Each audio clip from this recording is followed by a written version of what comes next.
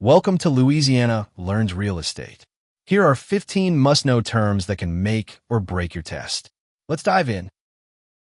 Agency is a relationship in which a real estate agent represents a client in a transaction. Think of it as, are you working with a client in the selling, buying, renting, or managing?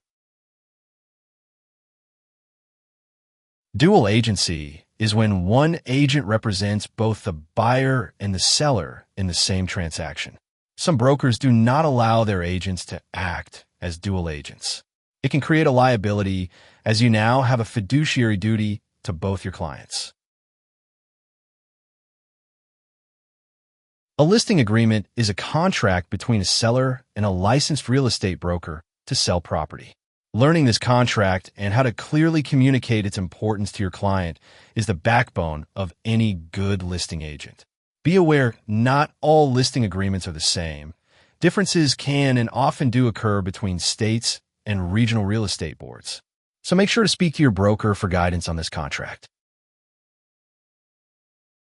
Now, on the opposite end of a listing agreement, you have a purchase agreement. A purchase agreement is a legally binding contract between a buyer and seller outlining the terms of a property sale. You will oftentimes have certain documents that will need to be paired with a submitted purchase agreement. Pre-approval letters or proof of funds are oftentimes sent with a purchase agreement to show the sellers that you have a willing and able buyer for their property. Appraisal is an estimate of a property's value conducted by a licensed appraiser. In terms of a more traditionally financed home purchase, an appraisal is typically done after the purchase contract is signed by both the seller and the buyer has indicated intent to proceed with a lender. As in Gent, what we are hoping for is the appraisal value coming in above or at the sales price of the home. The lender will use the appraisal to justify the loan amount and proceed with the rest of the lending process. Escrow. A neutral third party holds funds or documents until all conditions of a sale are met. When a buyer makes an offer, they typically include an earnest money deposit. This deposit is held in escrow until the transaction closes. The escrow account, more often than not, is held by the title attorney that is handling the closing of the property. Escrow accounts have to meet some certain requirements that may differ in your area, but generally they must be non-interest-bearing accounts and cannot be commingled with any other funds. Ask your broker what your local rules are, and most title attorneys are equipped to handle the holding of money in a compliant escrow account. Earnest money was talked about when we discussed escrow accounts and is a crucial part to any purchase agreement. In short, it's a deposit made by a buyer to demonstrate serious intent to purchase. The earnest money is held in an escrow until closing. Speaking about title attorneys, here we have another important term, title. A title is the legal ownership of a property. More specific to real estate, a title signifies ownership rights to a property, not a physical document, but rather a concept of ownership.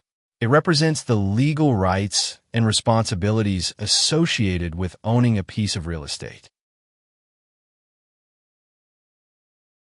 Deeds and titles are different, and it's important to know the difference.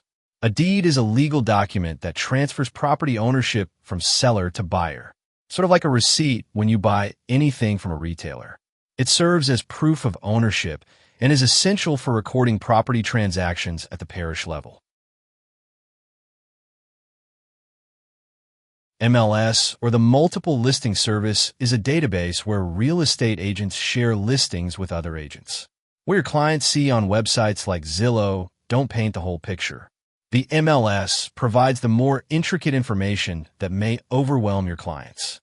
It is your job as a good agent to know how to use the MLS to deep dive into property details and filter out the ones that don't work for your clients, as well as being comfortable enough with your local MLS platform to easily and effectively list a client's home.